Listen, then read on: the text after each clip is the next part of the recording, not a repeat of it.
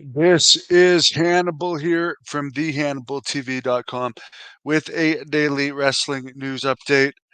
And there's a lot of news I'm going to get into. First of all, Raw was up this week, 0.62 rating. Shawn Michaels did a NXT media call today and said the WWE affiliations with TNA Bloodsport and Noah are great for potentially getting developmental wrestlers opportunities to work in other companies since there's a lack of NXT house shows right now. Can't argue with that. Best place to get experience is in front of the crowd. WWE has filed a trademark to use the name Super Brawl from WCW. I don't know why they never did use the name Super Brawl. They have in the past used Starcade and Halloween Havoc for NXT specials, but those three in particular were WCW mainstay pay-per-views, and you would think they would have continued with those traditions, particularly Starcade in Greensboro and Halloween Havoc in Vegas. Dynamite tonight in Chicago, 2,700 pre-sold according to the Wrestling Observer. There's a lot of tapings upcoming that have only around 300 pre-sold for various AEW events. Some only have around 600. Mike Masuri filed forms from the Tax Credit Bureau of Nevada and got a lot of information related to the Double or Nothing pay-per-view shows that took place weekend of May 24th and May 25th. And according to the Observer, just from those two dates alone, there was about $2 million in salaries paid, and the expenses for both of those shows was almost $4 million. Was 3,868,200. So their operating costs are massive. So according to these figures, and I'm sorry, I don't have my glasses on, so I'm gonna look at this closer. Um, Dave Meltzer himself is shocked at how much they're paying for wrestlers. The gate between the two shows was somewhere around 694,000 to 900,000, which is not very high numbers. What they collected from pay-per-view sales was about 3 million. They sold 150 in merch.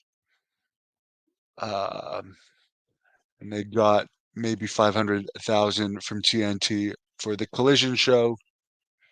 So overall, they probably still made a profit that weekend, but not a big one. If they did, they don't have the corporate sponsorships that WWE and UFC had. Some of their expenses that weekend above the 2 million in salaries was 150,000 for talent airfare, 150,000 for broadcast productions, 50,000 for catering. My God, this catering's got to be good. 14,000 for cleanup, 17,000 for what was listed as a comms package, whatever that is, communication package maybe. 70,000 for non-talent airfare, 2,000 in ground transportation. That's pretty good. 250,000 in hotel expenses, 60,000 for security, 30,000 for LED screens, 75,000 for lighting and rigging. I mean, these are standard fees. 100,000 for local management services. I wonder what the local management services are. 10,000 for medical, 400,000 for operations and technical support crew, 15,000 for production consultants. I'd like to know who these production consultants are.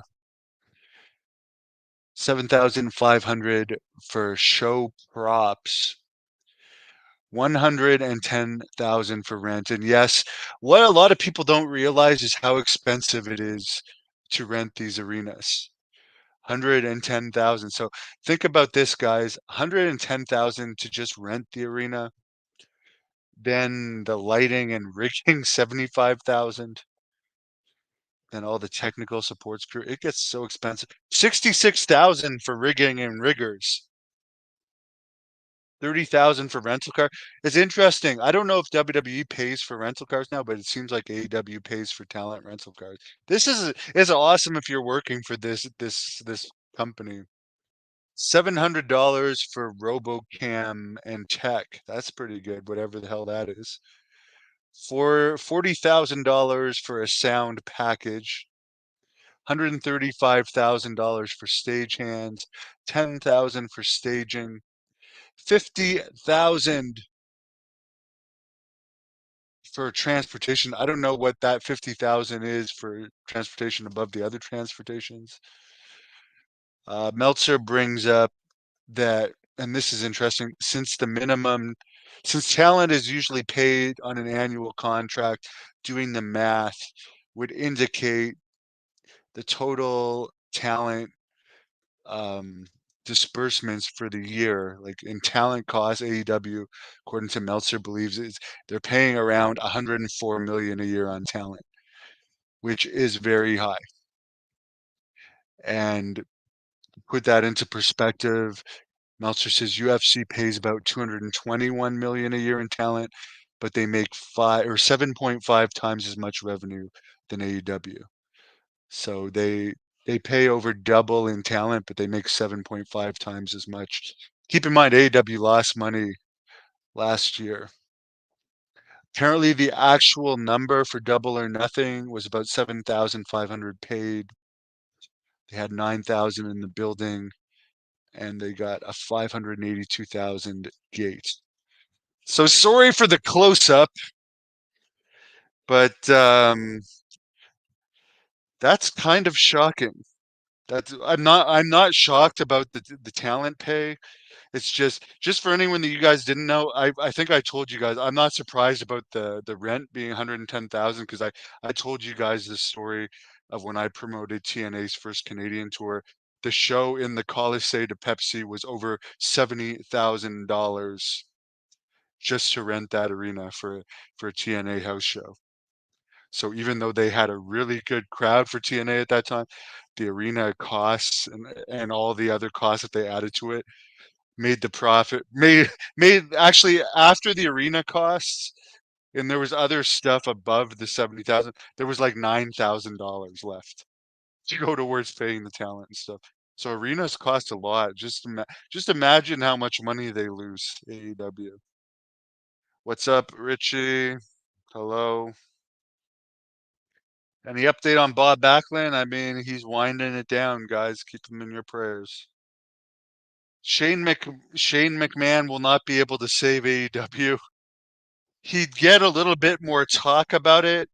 If I was AEW right now, I'd be kind of like, what the only thing I don't understand about AEW, what what got them their low ratings is what they're continuing to do. They're not changing things up, and they're expecting a different result. Throwing Shane McMahon in would change things up, but they're going to need a massive TV deal to fight all these losses.